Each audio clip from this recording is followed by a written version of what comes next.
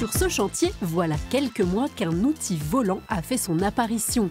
On connaît l'usage du drone en télévision ou dans l'agriculture, un peu moins dans le secteur de la construction. Et pourtant...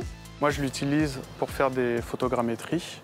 Donc, je vole autour d'un bâtiment en prenant beaucoup de photos avec certains angles pour ensuite aligner toutes les images et faire une reconstitution 3D sur l'ordinateur. Une reconstitution qui a permis à cette start-up de Ronquières, spécialisée dans l'ossature bois, de dessiner et fabriquer avec grande précision les caissons qui enveloppent ce bâtiment. L'avantage du drone, c'est qu'il peut prendre de la hauteur. On peut aller prendre des images sur un bâtiment comme ça, par exemple, qui fait 9 mètres de haut, avec un scanner au sol. C'est pas possible.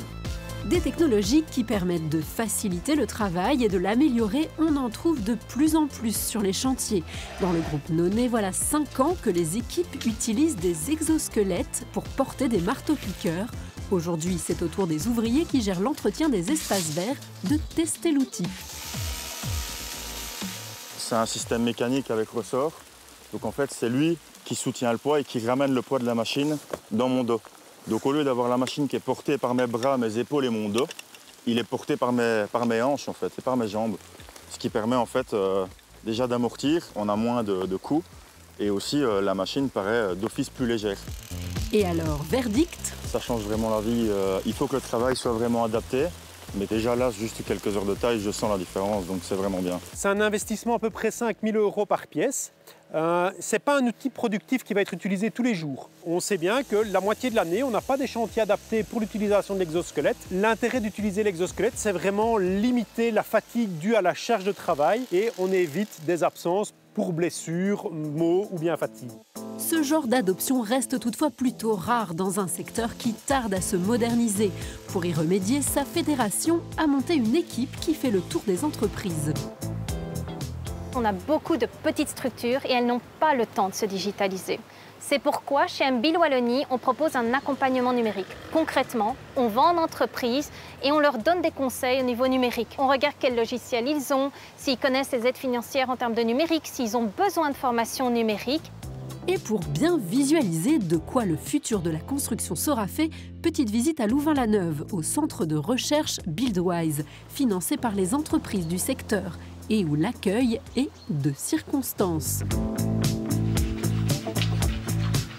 Voici Spot, le fameux robot développé par la firme américaine Boston Dynamics. C'est un robot qui va être capable de prendre des capteurs sur lui pour, par exemple, faire des visites de chantier automatiques ou des suivis de chantier. Celui-ci imprime en 3D du béton. Lui est déjà utilisé par des menuisiers ou des cuisinistes pour poncer. À terme, ses compétences devraient s'élargir. Là, on est capable de déplacer des charges de 16 kg avec une portée de l'ordre de 90 cm.